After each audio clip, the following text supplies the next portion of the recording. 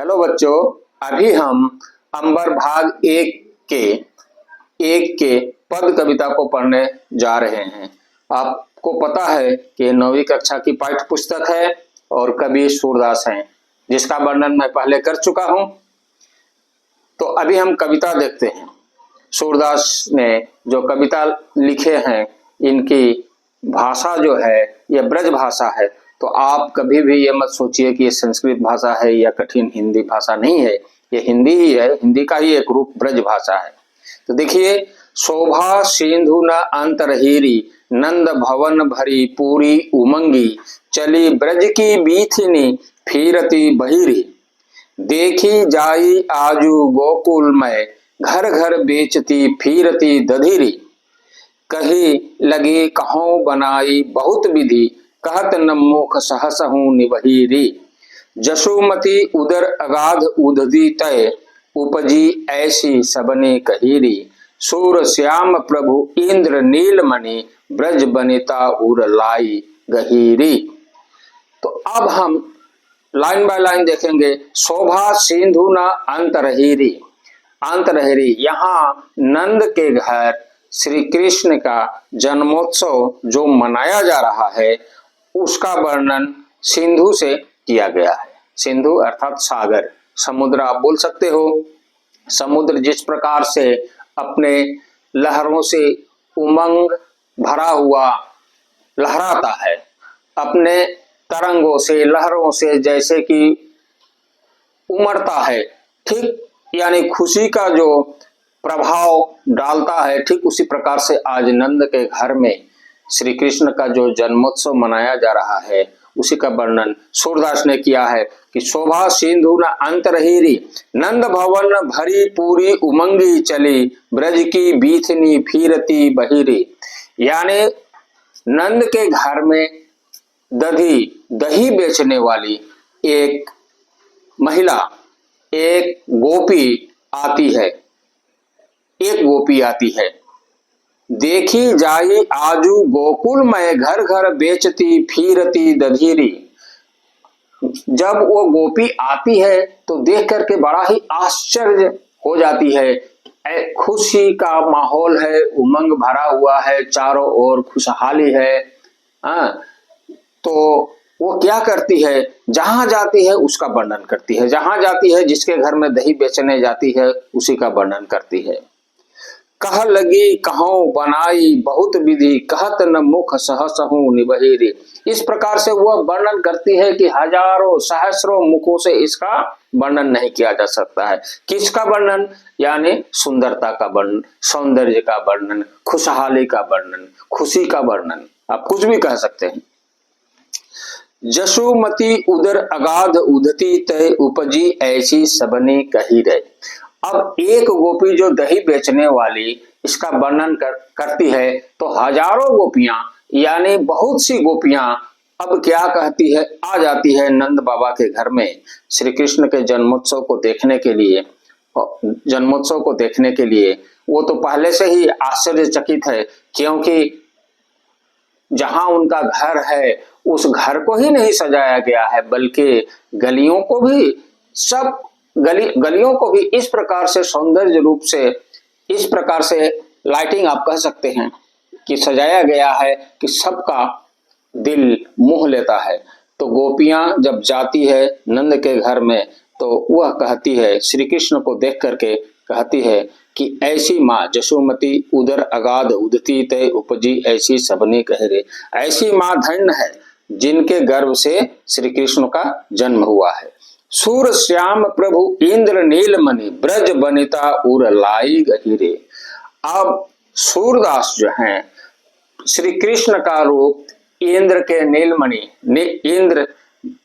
इंद्र के नीलमणि से तुलना किए हैं। नीलमणि को आपको पता है, यानी सुंदरता में इंद्र नीलमणि के समान है।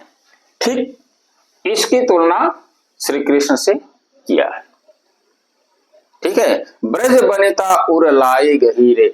और श्री कृष्ण के रूप का सौंदर्य, ब्रज बनिता यानी ब्रजवासी जो गोपियां हैं, उनके हृदय में श्री कृष्ण श्री कृष्ण समा गए हैं, उनके हृदय में विराज हैं, ऐसा लगता है। तो इस प्रकार से पहला पद में ब्रज में नंद के घर श्री कृष्ण का जन्मोत्सव का वर्णन, उसकी सुंदरता इत्यादि को देख करके दही बेचने वाली गोपी जो वर्णन करती है, और उस गोपी के वर्णन के प्रभाव से अन्य गोपियां भी उनका साथ देती है, जाती है, देखती है, जसोमती को धन्य कहती है। और सूरदास ने उनका वर्णन तो कहा है कि वो इंद्र के नीलमणि के समान है सूरदास। ये आपका पहला पद का वर्णन है। अब दूसरा पद में हम देखते हैं, पहले तो जन्मोत्सव, अब श्री कृष्ण खेलने कूदने लायक हो गए हैं, बोल रहे हैं, बातें कर रहे हैं। आप उनकी आयु लगा सकते हैं कि किस उम्र के होंगे। यहाँ पिक्चर में या फोटो में आप देख सकते हैं कि क्या कर रहे हैं, कैसी उनकी उम्र होगी, क्या उनकी उम्र होगी। बूझत श्याम कवन तू गोरी, कहाँ रहती काकी है बेटी, देखो नाही कबहू ब्रज खोरी। अब बालक श्री कृष्ण बड़े हो गए हैं, एक गोपी को देखते हैं, आप आसानी से, बूझत श्याम कवन तू गोरी, एक गोपी को देखते हैं तो उसको पूछते हैं। बूझत का मतलब है पूछना। कवन तू गोरी, कहाँ रहती काको है बेटी, देखो नाहे कबहू ब्रज खोरी। वो पूछते हैं कि तुम किसकी बेटी हो, कहाँ रहती हो, तुम्हें तो मैं पहले मैं अपने आंगन में या दूसरे जगह कभी नहीं देखा। देखो नाहे कबहू ब्रज खोरी, मैं कभी नहीं देखा आपको, आप कौन हो, कहाँ रहती हो, किसकी बेटी हो। ठीक है। काहे कौ हम ब्रज तन आवती, खेलती रहती आपनी पौड़ी। यहाँ जो लड़की है वो राधा है, यहाँ जो लड़की है वह राधा है, आप अनुमान लगाइए। अब वो कहती है, पहला 2 लाइन में श्री कृष्ण पूछते हैं, उसके बाद वो कहती है, काहे कौ हम ब्रज तन आवती, खेलती रहती आपनी पौड़ी। क्यों मैं ब्रज में आऊं, मैं तो अपने घर की आंगन में ही खेलती रहती हूँ, मुझे बाहर आने की जरूरत ही नहीं पड़ती है। अब श्री कृष्ण क्या कहते हैं, सुनत रहती। इस प्रकार से राधा प्रश्नों का उत्तर देती है, और उसका प्रश्न अभी खत्म नहीं होता है। सुनत रहती स्त्रवननी, नंद ढोटा करत फिरत माखन दधी चोरी। राधा फिर प्रश्न करती है कि मैं सुन रखी हूं, मैं अपने कानों से सुन रखी हूं कि नंद का एक बेटा है जो बड़ा ही ढीठ है, जो बड़ा ही शरारत करने वाला है, बदमाश है, चंचल है, और दूसरे गोपियों के घर में जाकर के माखन दधी चोरी करते रहता है। क्या तुम वही हो। अब देखो श्री कृष्ण क्या करते हैं, तुम्हारो कहाँ चोरी हम लय हैं, खेलन चलो संग मिली जोरी। अब जब कृष्ण राधा के प्रश्नों में फंस जाते हैं तो अब क्या करते हैं, वे श्री कृष्ण राधा को अपनी बातों में बुला लेते हैं और कहते हैं, अरे छोड़ो इन सब बातों को, मैं तुम्हारा क्या चोरी कर सकता हूँ, मैंने तो कुछ नहीं चोरी किया, छोड़ो इन सब बातों को, चलो हम लोग खेलने चलते हैं। और अपनी बातों में राधा को जो निश्चल है, जो सरल स्वभाव की लड़की है, उसको बातों में फंसा लेते हैं और उसके साथ खेलने निकल जाते हैं। इन सब चीजों को देख करके सूरदास कहते हैं, सूरदास प्रभु रसिक शिरोमणि, बातनी भुरई राधिका बोरी। सूरदास कहते हैं कि प्रभु इतने चालाक है, इतने रसिक हैं कि एक भोली भाली राधा को अपनी बातों में भुला लेते हैं, अपनी बातों में फंसा लेते हैं और उनके साथ खेलने चलते हैं। इसलिए सूरदास ने श्री कृष्ण को रसिक शिरोमणि कहा है।